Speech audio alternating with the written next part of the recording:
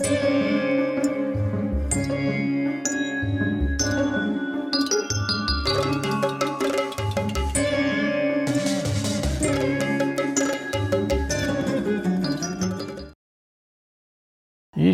అన్ని ప్రాణుల చేత ఆయా పనులు చేయిస్తూ ఉంటాడు, నిజమే.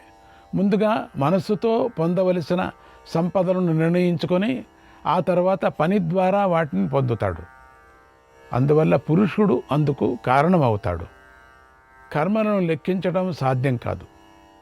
గృహాలు, నగరాలు మొదలైనవి పొందటానికి పురుషుడే కారణమై ఉన్నాడు. కర్మ ఉంది, కానీ పురుషుడు ఉన్నాడు అక్కడ. తిలల్లో తిలం ఉంది, అంటే నువ్వుల్లో నూనె ఉంది. గోవుల నుంచి పాలు వస్తాయి.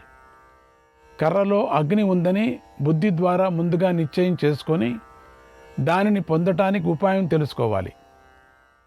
తర్వాత ఆయా కార్యసిద్ధిని తగిన ఉపాయాలతో ప్రవర్తించాలి. అలా సిద్ధించిన దానిని పురుష ప్రయత్నం వల్ల సిద్ధించింది అంటారు. లోకంలో అటువంటి దాని సహకారంతో ప్రజలు జీవిస్తూ ఉంటారు.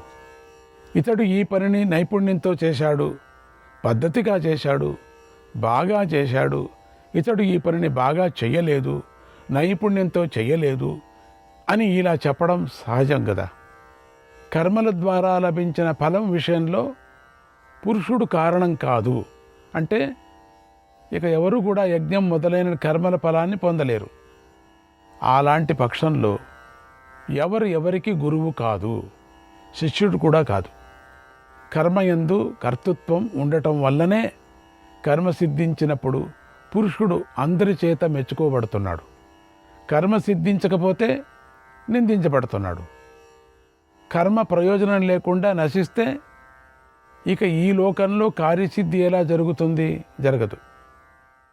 కొందరు అన్ని పనులు హఠాత్తుగా జరిగిపోతాయని అంటున్నారు. కొందరు దైవవశాన జరుగుతున్నాయి అంటారు. కొందరు పురుష ప్రయత్నం వల్లనే కార్యసిద్ధి కలుగుతుందంటున్నారు. అందువల్ల ఇది ఇలా 3 విధాలుగా చెప్పబడుతుంది. కొందరు కార్యసిద్ధికి మనుష్య ప్రయత్నం అవసరం లేదు, అంతా దైవం వల్లే జరుగుతుంది, లేదా హఠాత్తుగా జరుగుతుంది, లేదా అకస్మాత్తుగా జరుగుతుంది అంటున్నారు. లోకంలో హఠాత్తుగాను, దైవవశత్తుగాను, కార్యసిద్ధిగాను ధనప్రాప్తి కలగటం కనిపిస్తూనే ఉంది కదా. కొంత దైవం వల్ల, కొంత హఠాత్తుగాను, కొంత స్వభావం వల్ల మానవుడు ఫలాన్ని పొందుతాడు. ఫలం పొందటానికి ఈ 3 తప్ప 4వ కారణం ఏదీ లేదని పెద్దలు చెబుతున్నారు. అలాగే ఈశ్వరుడే ప్రాణులకు ఇష్టానిష్ట ఫలాలను ఇస్తున్నాడు. అలా ఇవ్వకపోతే ప్రాణులలో దీనుడనేవాడు ఉండడు. పూర్వజన్మలో చేసిన కర్మ యొక్క ప్రభావం లేకపోతే మానవుడు ఏ ఫలం కోరి కర్మ చేస్తున్నాడో ఆ ఫలాన్ని తప్పక పొందేవాడు. కానీ అలా జరగటం లేదే. ధనం లభించటానికి కానీ, కష్టాలు కలగటానికి కానీ దైవం అనేది కారణం, అకస్మాత్ అనేది కారణం, స్వభావం అనేది కారణం. ఈ 3 కారణాలను అంగీకరించని వారు అజ్ఞులుగానే ఉండిపోతున్నారు. కర్తవ్యమేవ కర్మేతి మనోరేష వినిశ్చయః ఏకాంతేన హ్యనీహోయం పరాభవతి పూరుషః. మానవుడు కర్మ చేయవలసిందే. కర్మాన్ని విడిచి ఏమీ చేయకుండా ఉన్నవాడు పరాభవాన్ని పొందుతాడు. ఇది మనువు యొక్క అభిప్రాయం. ఓ ధర్మరాజా, కర్మ చేసేవాడే ఫలసిద్ధిని పొందుతాడు. అలుసుడై సోమారితనంతో కర్తవ్యాన్ని విడిచిపెట్టినవాడు ఫలాన్ని పొందడు. ఓ రాజా, కర్మకు ఫలం కలగకపోవటానికి కారణం ఏదీ కనిపించటం లేదు. అందులోని దోషం తొలగిపోవటానికి మాత్రం ప్రాయశ్చిత్తంపై దృష్టిని పెట్టాలి. చక్కగా కర్మను చేయటం వల్ల కర్త దోషము లేనివాడవుతాడు. సోమరి అయి కర్మ చేయకుండా పడుకునే మానవుణ్ణి దారిద్ర్యం ఆవాహిస్తుంది. సమర్థుడైన వాడు, అసమర్థుడు కాదు ఇక్కడ, సమర్థుడైన వాడు కర్మను ఆచరించి ఎలాంటి సందేహం లేకుండా ఫలాన్ని పొందుతాడు. అతడు ఐశ్వర్యవంతుడవుతాడు. అసలు కర్మఫలం ఉంటుందా ఉండదా అని సందేహంతో ఊగిసలాడేవారు కష్టాలను పొందుతారు. సందేహం లేకుండా కర్మను ఆచరించేవారు మాత్రమే ఫలాన్ని పొందుతారు. కర్మను ఆచరించేవారు దీనులై మానవులు మాత్రమే సంశయం లేకుండా ఉంటారు. మన రాజ్యాన్ని దొంగిలించటం వల్ల ఏర్పడ్డ కష్టం ఇప్పుడు మనపై వచ్చి పడింది. నువ్వు కర్మను ఆచరిస్తే ఎలాంటి సందేహం లేకుండా ఆ ఆపద తొలగిపోతుంది. ఈ పనిలో కార్యసిద్ధి జరిగేటట్లయితే అది నీకు, నీ సోదరులకు సంతోషాన్ని కలిగిస్తుంది. కర్మ చేసిన వాడికి పొందిన ఫలితాన్ని బట్టి ఇతరుల కర్మ ఫలించిందా లేక తన కర్మ ఫలించిందా అనే విషయం తెలిసిపోతుంది. నాగలితో భూమిని దున్ని విత్తనం నాటి రైతు ఊరుకుంటాడు.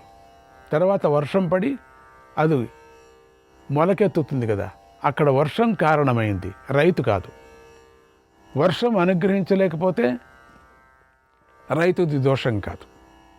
తనలాగే చేసిన వేరొక రైతు ఫలాన్ని పొందితే మాత్రం ఫలం పొందని మొదటి రైతు, నేను అతనిలాగానే చేశాను కానీ ఫలం పొందలేదు, ఇతడు మాత్రమే ఫలం పొందాడు, ఇందులో నా దోషమేమీ లేదు అని గ్రహిస్తాడు. అంతేగాని దీనుడై ఆత్మనిందను చేసుకోడు కదా. కుర్వతో నార్థ సిద్ధిర్మే భవతీతి భారత నిర్వేదో నాత్ర కర్తవ్యక నిర్వేదో నాత్ర కర్తవ్యక ద్వావన్యౌ హ్యత్ర కారణం ద్వావన్యౌ హ్యత్ర కారణం. ఓ భరతవంశీయుడా, పురుష ప్రయత్నం చేసినా కూడా ఫలం లభించకపోతే నిర్వేదాన్ని పొందకూడదు. కర్మసిద్ధిని పొందటంలో పురుష ప్రయత్నంతో పాటుగా ప్రారబ్ధము, ఈశ్వర కృప అనే 2 కారణాలు కూడా ఉన్నాయి. దాన్ని గ్రహించు మహారాజా. కార్యం సఫలం అవుతుందా కాదా అనే సందేహాన్ని మనసులో ఉంచుకొని కర్మను చేయకూడదు. అలా ప్రవర్తించడం మంచిది కాదు. అనేక కారణాలు ఒకచోట కలిస్తేనే కర్మ ఫలిస్తుంది. కర్మను ఆచరించడంతో నైపుణ్యం లేకపోతే ఫలం తక్కువగా లభిస్తుంది, లేదా ఒక్కొక్కసారి ఫలం లభించదు. అలాగని కర్మ చేయకుండా ఉండే ఫలితం ఉండదు. కర్త యొక్క శౌర్యము మొదలైన గుణాలు బయటపడవు. కనుక ధీరుడైన మానవుడు శుభాల కోసం, అభివృద్ధి కోసం తన బుద్ధి ద్వారా శక్తిని, బలాన్ని అనుసరించి, దేశ కాలాలను అనుసరించి ఉపాయాల ప్రకారం నడుచుకోవాలి. దేశ కాలాలకు తగినట్లుగా పనిచేయాలి. ఇందులో పరాక్రమం చాలా ప్రధానమైనది. కార్యసాధనకు గల ఉపాయాలన్నిటిలోనూ పరాక్రమమే గొప్పదిగా చెప్పబడింది. బుద్ధివంతుడైన వాడు సామము చేతనే అనేక గుణాలతో కూడి ఉన్న కార్యాన్ని, ప్రయోజనాన్ని సాధించాలి. అందుకు తగినట్లుగా పనిని ప్రారంభించాలి. బుద్ధివంతుడైన వాడు తన శత్రువు గొప్పవాడని తెలిసినట్లయితే సామోపాయం ద్వారానే పనిని సాధించాలి. అందుకు అవసరమైతే సంధి చేసుకోవాలి. శత్రువుకు పెద్ద కష్టం వచ్చేలాగా కోరుకోవాలి, లేదా అతడు దేశం విడిచిపెట్టి వెళ్ళిపోయేలాగా చూడాలి. శత్రువు సముద్రం వంటి వాడైనా, పర్వతం వంతవాడైనా సరే అతడి కష్టం కలగాలని కోరుకోవాలి. శత్రువుల్లోని లోపాన్ని లేదా బలహీనతను వెతకటంలో ఎప్పుడూ ప్రయత్నిస్తూనే ఉండాలి. అలా చేస్తే తన దృష్టిలోనూ ఇతరుల దృష్టిలోనూ నిర్దోషి అవుతాడు. మానవుడు తనను తాను ఎల్లప్పుడూ అవమానించుకోకూడదు. అలాగే తనను తాను నిందించుకునేవాడు ఉత్తమ ఐశ్వర్యాన్ని ఎప్పటికీ పొందలేడు. లోకంలో కార్యసిద్ధికి ఈ విధంగా వ్యవస్థ చేయబడి ఉంది. కాలం, అవస్థ అనే రెండిటిని అనుసరించి కార్యసిద్ధి ఉంటుంది. శత్రువు బలహీనుడుగా ఉన్నప్పుడు తగిన కాలంలో ప్రయత్నం చేస్తే కార్యసిద్ధి జరుగుతుంది. పూర్వం నా తండ్రి గారు ఒక విప్రుడికి మా ఇంట్లో విడిదినిచ్చారు. ఆ విప్రుడు నా తండ్రికి బృహస్పతి చెప్పిన నీతిని అంతా చెప్పాడు. నా సోదరులకు కూడా ఈ నీతిని బోధిస్తున్న సమయానికి నేను అనుకోకుండా నా తండ్రి దగ్గరికి వెళ్ళాను.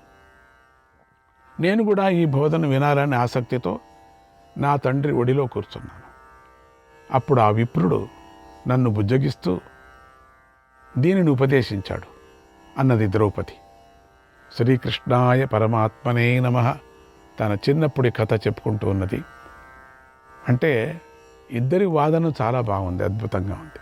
ఒకరు ధర్మమే ఆచరించాలంటున్నారు, ఒకరు పురుష ప్రయత్నంతో ధర్మాన్ని ఎట్లా ఆచరిస్తూ ఎట్లా గెలిచాలా అని ద్రౌపది వాదిస్తున్నది. 33వ అధ్యాయము. ద్రౌపది చెప్పిన మాటలు విని భీముడు కోపించాడు. నిట్టూర్పులు విడుస్తూ ధర్మరాజుతో ఇలా అన్నాడు. మహారాజా, సత్పురుషులు మెచ్చుకునేటట్లుగా ధర్మానికి అనుకూలమైన రీతిలో రాజ్యాన్ని పొందే మార్గాన్ని చూడు. మనం ధర్మార్థ కామాలను విడిచిపెట్టాం. ఇక ఈ అడవిలో ఉండటం వల్ల ఏం ప్రయోజనం అవుతుంది? ఆ దుర్యోధనుడు రాజ్యాన్ని ధర్మం చేత కానీ రుజువర్తన చేత కానీ పరాక్రమం చేత కానీ పొందలేదు. కేవలం కపటం వల్ల పొందాడు. ఏదీ కష్టపడలేడు, ధర్మంతో కష్టపడలేడు, గెలిచి పొందలేదు. కేవలం మోసంతో కపటంతో రాజ్యాన్ని పొందాడు. మోసంతో కూడిన జూదంతో రాజ్యాన్ని అపహరించాడు, దొంగతనంగా పొందాడు. సింహాల యొక్క ఆహారాన్ని నక్క అపహరించినట్లుగా ఇప్పుడు మన రాజ్యాన్ని దుర్యోధనుడు అపహరించాడు. ధర్మకామాల వల్ల లభించిన రాజ్యాన్ని విడిచిపెట్టావు. నువ్వు స్వల్పమైన ధర్మాన్ని ఆశ్రయించుకొని ఇప్పుడెందుకు దుఃఖిస్తున్నావు? ఇదిగో ఈ అర్జునుడు గాంధీవధారి. ఇతడి చేత మన రాజ్యం రక్షించబడుతోంది. ఇతడు అండగా ఉండగా మన రాజ్యాన్ని ఇంద్రుడు కూడా హరించలేడు. అలాంటిది నువ్వు అజాగ్రత్తగా ఉండటం వల్ల, నువ్వు జాగ్రత్తగా లేవు కదా, అజాగ్రత్తగా ఉండటం వల్ల మనం చూస్తూ ఉండగానే మన కళ్ళ ముందే ఆ దుర్యోధనుడు మన రాజ్యాన్ని అపహరించాడు. విరిగిపోయిన చేతులు గలవారి నుండి మారేడు పళ్లను అపహరించినట్లుగా, కుంటివారి నుండి ఆవులను అపహరించినట్లుగా మనం జీవించి ఉండగానే నీ మూలంగా మన రాజ్యాన్ని సులభంగా దుర్యోధనుడు అపహరించాడు. మనలను చేతగాని వారిలాగా చేసి సులభంగా అపహరించాడు. ధర్మాన్ని కోరుకునేవాడు, ధర్మాన్ని పాటించేవాడు అనే పేరు నీకుంది కదా. నీ కోరిక తీరటం కోసం, నీ ఇష్టం తీరటం కోసం మేమందరం ఇలాంటి కష్టాన్ని అనుభవిస్తున్నాం. నీ ఆజ్ఞతో మమ్మల్ని మేము అదుపులో ఉంచుకున్నాం. మిత్రులను బాధ పెడుతున్నాం, శత్రువులను మాత్రం సంతోషపెడుతున్నాం. నీ ఆజ్ఞను గౌరవించే ఆనాడు ధృతరాష్ట్ర కుమారులను మేము చంపలేదు. ఆ బాధ మమ్మల్ని ఇప్పటికీ కాల్చివేస్తుంది. ఓ రాజా, బలహీనులు చేసే ఈ వనవాసాన్ని చూడు, ఈ కష్టాన్ని చూడు. ఈ అడవిలో మేము మృగాల్లాగా బ్రతుకుతున్నాం. బలవంతులు ఎవరూ కూడా ఇలా వనవాసాన్ని చెయ్యరు, కష్టాలు పడరు. ఇది ఏంటిది? ఓడిపోయి చేతగాని వాళ్ళు, జీవితంలో బతకలేని వాళ్ళు ఇట్లా వనవాసం ఉంటారు. ఇంత బలాఢ్యులు, యుక్తులు ఇట్లా ఉండరు కదా. మనం ఎందుకు ఉండాలా? ఈ అడవిలో మృగాల జతలో మనం ఉండాలి కదా. అవి తినే అటువంటి ఆహారాన్ని మనం తినాలి కదా. ఇది మనకెంత కర్మ. నీ మాట కోసరం, నీ ఆజ్ఞ కోసరం. లేకపోతే ఆ రోజే నా చేతి నుంచి అందరూ చచ్చిపోయేవారు. శ్రీకృష్ణుడు, అభిమన్యుడు మొదలైన వారికి సృంజయ వంశీ వీరులకు నకుల సహదేవులకు కూడా ఈ వనవాసం చేయటం ఇష్టం లేదు. ఎవ్వరికీ కూడా ఇష్టం లేదు. భవాన్ ధర్మో ధర్మగితి భవాన్ ధర్మో ధర్మగితి సతతం వ్రతకర్షితః సతతం వ్రతకర్షితః కచ్చిత్ రాజన్ న నిర్వేదాత్ ఆపన్నః క్లీబజీవికాం. ఓ రాజా, నువ్వు ఎప్పుడు ధర్మం ధర్మం అంటూ ఈ నియమాన్ని పాటిస్తున్నావు, కృషించిపోతున్నావు, బాధపడుతున్నావు. సాహసం చేయకుండా జీవితాన్ని గడపడం నీకు ఇష్టంగా ఉందా? నువ్వు సాహసించలేదు ఎందుకు? తన రాజ్యాన్ని తిరిగి పొందలేని శక్తి లేనివారు, బలహీనమైన వారు ప్రయోజనం లేని వైరాగ్యాన్ని ఆశ్రయిస్తారు కదా, అదే తమకు ఇష్టంగా భావిస్తారు. నువ్వు వారిలాంటి వాడివి కాదు కదా. నువ్వు సమర్థుడు, దూరదృష్టి గలవాడు. మా పౌరుషం నీకు బాగా తెలుసు, మా బలం నీకు తెలుసు. అయినా నువ్వు దయగలిగి ఉన్నావు. వచ్చిన కష్టాన్ని నువ్వు తెలుసుకోలేకపోతున్నావు, అర్థం చేసుకోవటం లేదు. నువ్వు సహనాన్ని పాటిస్తున్న మనల్ని చూసి ఆ ధృతరాష్ట్ర కుమారులు అసమర్థులు అనుకుంటున్నారు. మమ్మల్ని దద్దమ్మలు చేశారు. ధర్మాన్ని ఆశ్రయించి సహనాన్ని పాటించి నీ మాట మేమందరూ వినడానికి మాకేం అంటగట్టారు వాళ్ళంటే చేతకాని వాళ్ళు అని. వాడు చేతకాని వారు అనుకుంటున్నారు కూడా. ఇది మాకు చాలా దుఃఖాన్ని కలిగిస్తుంది.